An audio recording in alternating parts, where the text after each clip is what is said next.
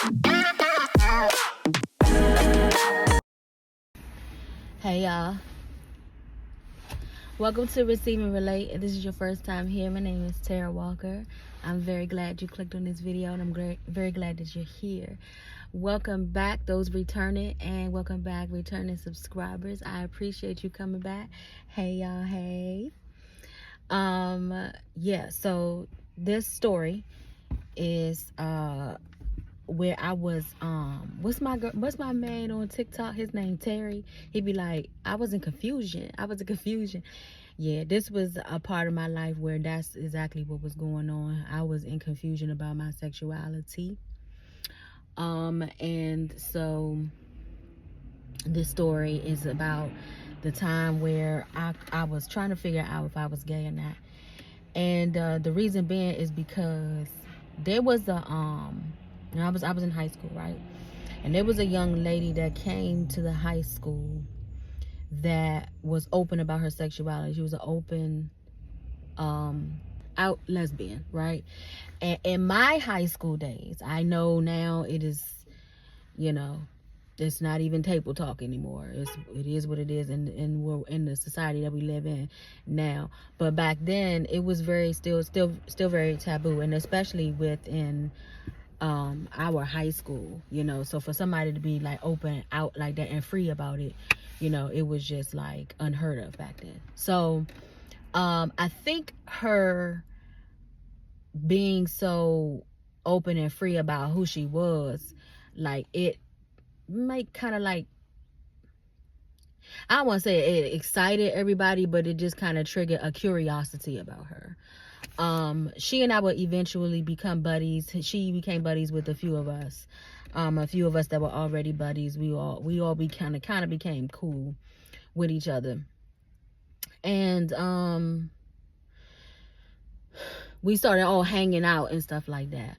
Well, there were a couple of people who began to start saying that they were. They began to start coming out saying that they were. But the interesting thing was, none of them said this prior to this young lady coming to our school. So I didn't know if it was a thing. It seemed like it started becoming a trend. It really did. It seemed like it started becoming a trend. And so, like I was saying, I don't know if people thought that they was really gay or they was just doing it because she was doing it. Now, the young lady's name that I use in my book is named Sabrina. I will not be releasing her real name for legal purposes. But it seemed like when Sabrina was out, and then she ended up getting into a relationship with another young lady. I forgot the name I used for her in the book. But anyway, they had an open lesbian relationship. Everybody knew it. We were friends with them and everything. So I'm hanging with them. But as far as I'm concerned, I'm still very much attracted to guys. Until I started hanging with another young lady who said that she was openly bisexual. And again, I can't remember if she was already this way, or if she I don't think she started doing it when the young lady came to the school. I just think she wasn't as open about it as she became because everybody else was open. You understand what I'm saying? Like, I think she already was, but she just wasn't like, as open about it. But nonetheless, she and I, this was my senior year, and she and I began to start hanging with each other. And she was cool to me. Like, she was funny to me. She was cool. She's pretty. She's a pretty girl. But I just liked her because she was cool. I didn't care about the part whether she was bisexual or not. But what began to happen was, over time of us hanging, I hung out at her house a couple times. I remember, this is in the book, where I remember when I had to use the bathroom, like I had to do number 2. And I didn't want to do it at her house because, but I didn't want to drive all the way home to do it. And I remember when I did it, she just put it like this. I just couldn't help it. I just did it. And she made me feel so comfortable about it. Like, we just laughed about it. You know what I'm saying? And I think that's what really made me really like, okay, this person, she's dope. Like, she's really cool. Like, she didn't give me no hard time about it. She was just like, you gotta go type thing. So she was just like really cool. So we started hanging. And this one particular night, We went out to dinner. And, I had called her up and I was like, what you doing, you hungry? And she was like, yeah, I'm always hungry, ready down to eat. And we went to go eat. And so as I'm dropping her off on the way home, where I used to live at around this time in my high school years, it was country considered then. It's very country. Not a lot of people live back out that way. It was very, so the roads were dark. Like, I'm pretty sure they're a lot more lit up now. A lot more people live there now. But back then it was just like dark. And so I'm taking her home. I'm driving. And so I'm in the driver's seat like I'm in right now. I'm in the driver's seat right now. And she's in the passenger seat. And I had started developing these feelings. And I was trying to figure out in my mind, like, where these feelings is coming from. And these feelings was for her, you know. But the feelings was like the feelings I would start to feel for a dude. So I was in confusion, as my man Terry would say. So while we were driving, I'm thinking in my head. And I'm about, like, because it was like the setting was kind of moody too. Like, we were both quiet, but we was listening to the R&B music was playing on the radio. I remember this like it was yesterday. And I'm driving down the highway and I hear a voice say, put your arm around her, Jia. Right now I know that voice to be Satan, right? But I hear this voice, and this voice talk to me all the time. It's in the book. And I heard the voice say, put your arm around her, Jia. And so I glanced over at her, but she was looking out of the window. And then, out of her window. And then I did it. I put my arm around her chair, and I drove like this. Like, as if I was a dude. You know what I'm saying? Or if I was like her dude or something like that. And so, as soon as I did it, though, I regretted it, because I was just like, oh my God. So I started thinking in my head, like, what's she going to think? You know, what am I doing? And then I was like, well, I can't take my hand down now, because then it look all obvious that I'm trying to, you know, I'm trying to do this thing. But I was just trying to casually do it, you know.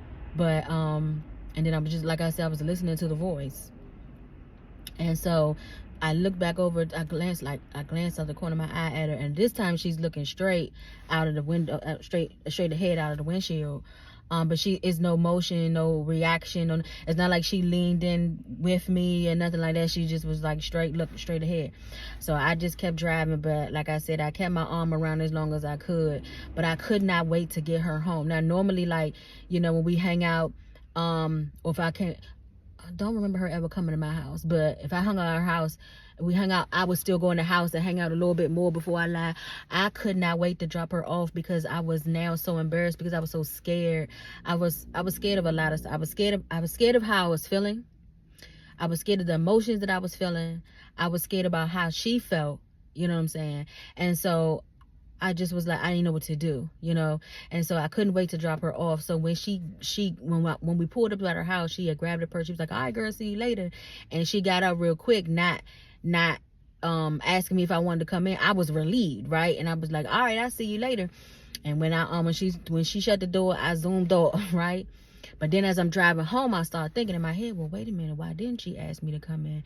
So, wow, is she thinking like, what am I doing? Like, what is wrong with me? Like, why she put her arm? So all of these thoughts are just continually going on in my head. Meanwhile, I hear old boy telling me, you stupid.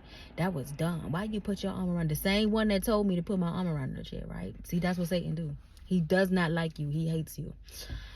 Right? So I get home and I go to bed, and then the next morning, like, I wait to see if she called me, because we like talked every day too. Like, we rapped, like we was cool. We had gotten really cool.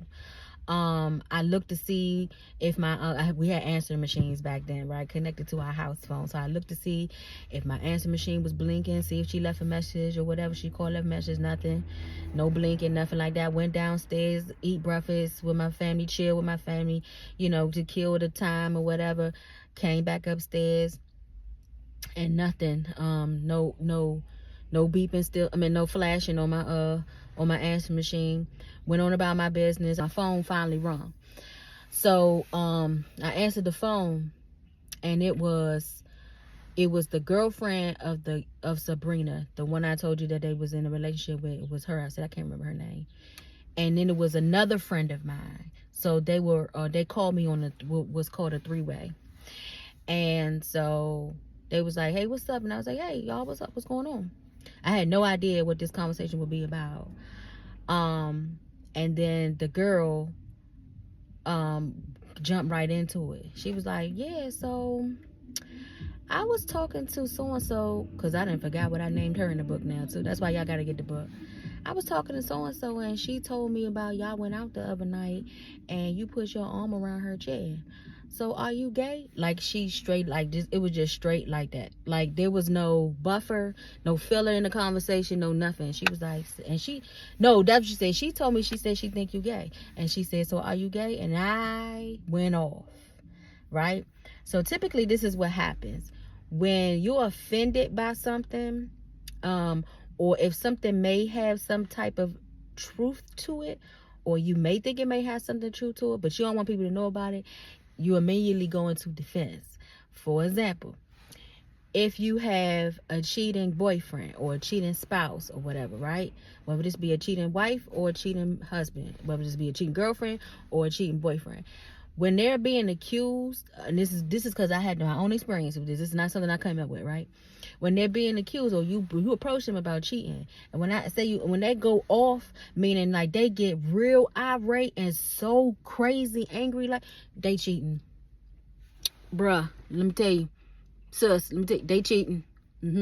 They cheating.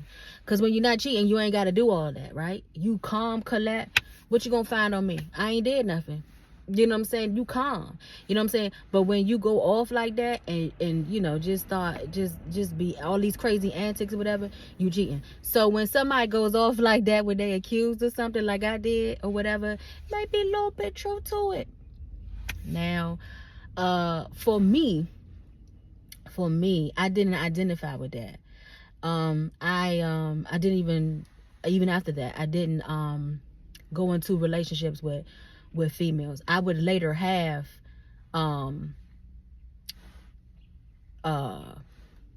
what's the word for it?